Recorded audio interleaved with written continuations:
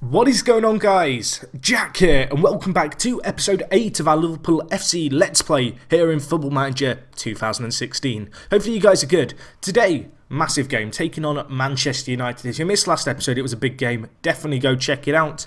There's only been one game since that last match. It was against Watford. We won 1-0. Jordan Ibe, last minute winner. It was a delight to watch. I was very relieved.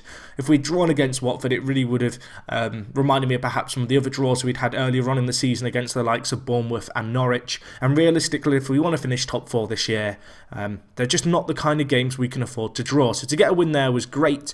As you can see at the moment, we sit in the league in 5th place, but looking at the points, it's so tight at the top. Today we take on Manchester United, who are kind of, I guess, even with us at the moment. They're on 43 points too. They are 6th, but as you can see, looking at their form, not been the best for them. So I'm hoping we can capitalise on that today.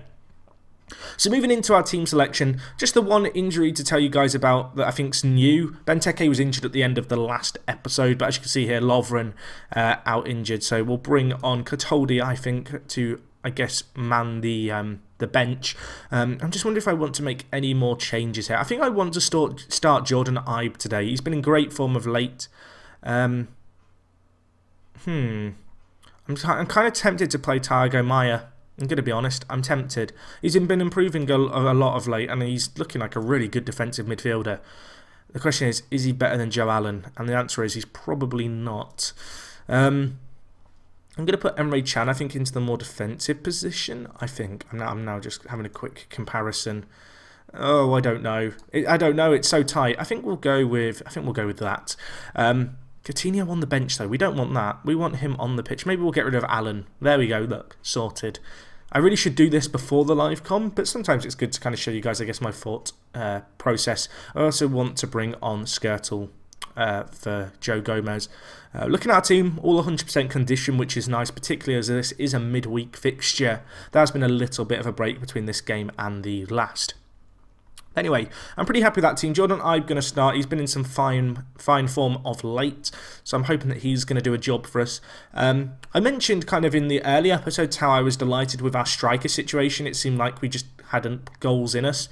Of late, that's not perhaps been the case. I kind of feel like all our strikers have petered off a little bit. Benteke has got injured, of course. I didn't talk about it last episode, but at the start of this transfer window, I decided to loan out 2 players, those being Mbolo, who of course we signed for £20 million this year. He's actually going on loan to, I believe it's Leicester, where he's going to be playing regular first team Premier League football. I felt that was something that I couldn't offer him this kind of season, and I thought it'd be a good chance for him to develop. The other player we loaned out was Mamanama, who is the Argentine centre-back who I signed for £12 million.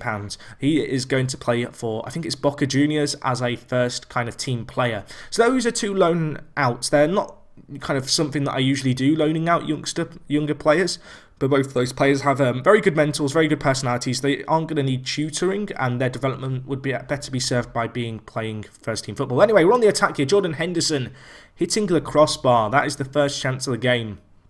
Looking at the stats, we've probably started the better of the 2 teams. Manchester United yet to have a shot on goal in the 25th minute, which is kind of pleasing. Last time we played them, of course, we lost 2-1. I believe Sacco got sent off. I want to see better discipline, I guess, in today's game, as we have another chance here. Ibe with the ball laid off to him from the free kick by Coutinho. Can he whip in a ball? He can. Sacco's there. Oh, and Sacco probably should have scored. It was a clear-cut chance. That was a chance for him to redeem himself after being sent off last time we played, of course, at Old Trafford. Unfortunately, I think there was a defender on the line which blocked the initial effort, and the keeper was able to, I guess, grab it. But looking at the stats, we're definitely the better team. However, last time we played United, that was the case, and we still lost. At half-time, I'm going to be pretty brutal on the players, I think. I'm going to tell them we owe Manchester United for the last game. They're enjoying it. I'm going to tell them as well that I have faith in their ability to make a difference. Again, good positive reactions. That is what we want to see more of here. I'm hoping that we can win this game. We've not beaten one of the big 4 teams yet this year. We've drawn against Chelsea and City. United perhaps the weaker of the bunch, considering their recent form. You know, they have struggled. They lost quite heavily against Arsenal previously. I'm hoping that we can do something good like that again. We'll see how we get on though. Do I want to make changes just yet? Part of me does. Part of me wants to sit tight until about the 60th minute and see where we're at. We'll do that for now. We've got the ball here. There's a chance potentially. building up from our own area, some nice passing play here. You can see United sitting very, very deep with their midfield. They were playing with 2 DMs, 1 centre mid and then 2 kind of wide midfielders and just 1 striker pretty isolated. So they've sat quite deep here to probably hit us on the break. We've got to be wary of that. But at the same time, I want us to capitalise on that extra space they're giving us to really build up the play from the back. Anyway, Valencia on the attack here, the Ecuadorian, making a run down the line. We need to prevent the ball coming in. We've not. It goes all the way to Ashley Young, and he is there at the back post for what was really, I want to say a tap-in. It wasn't a tap-in. It was a nice finish. But that's not good. We dropped to 6th. This is a game we can't afford to lose. We need to change something. We need to change something. What do I want to change? Do I go to the 4-2-3-1 we've not used yet this year? Do I just mix it up and go screw it? I'm really tempted to at this point. I think we're going to do it. Why not? Why not just kind of do something completely different to what we've done all year? I'm actually going to change Ibe to a winger, but we're going to go with that. We're going to just mix things up. I mean, why not? Why not just, catch United off guard maybe and go to a 4-2-3-1? This tactic is completely untested. But there's no time like the present to give it a go. The players have been training it a little bit in training, so they're familiar with the system. I have no idea how it's going to go for us.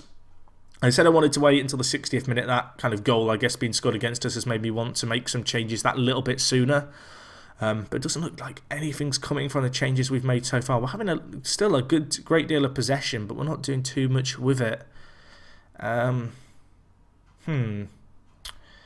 Thinking. I guess we're going to have to push on Moreno and Klein up a little bit. There's going to come a point here where we have to basically go for it. And I think that point's now 75th minute. I'm actually going to start with them deeper as wing-backs, but I'm going to put them on wing-back attack. And I want them to really have a go and get involved in the play. We'll change Ibe as well to an attacking winger. We'll go with that. We're going to be throwing some men forward here. It might catch us out at the back, but at this point, we've got to go for it. Let's make a sub as well. Has anyone not been playing particularly well here? Barbosa's had an absolute nightmare. Let's get Daniel Sturridge on. Is there any other changes we can really make? Jordan Ibe's had a bit of a mare at right wing, but we don't really have the winger options, which is why I don't normally play with a wide man. Really not got the options on off the bench besides Firmino and Sturridge to make an impact in the final third. So I guess we'll just go with those 2 changes. But yeah, this would be really disappointing to lose again.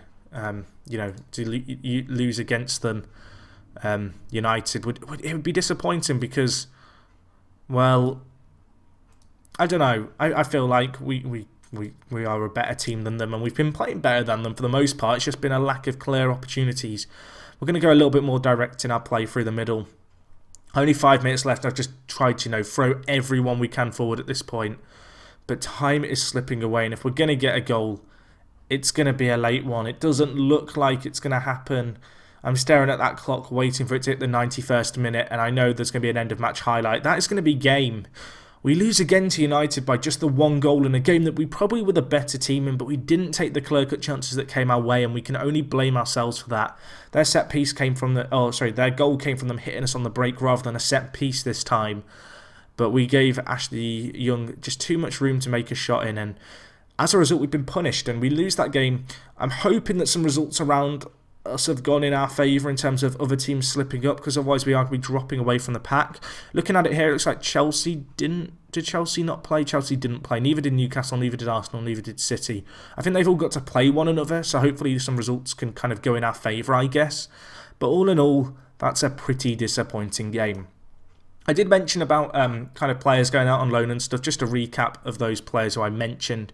I guess we'll look at some of the other players too. So we have Andre Kubas here, who's joined back on loan, or back from his loan, should I say, following him signing. He, of course, got a work permit. Probably going to loan him out again towards the end of the window. Would be nice to get another season in Argentina under his belt.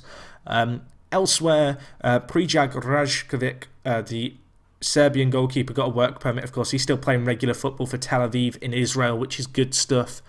Who are the other players who went out on loan? Are they in the first team? I believe they are. So we have Briel Mbolo here, who, as I mentioned, we've loaned out. Was it to Leicester? It was to Leicester.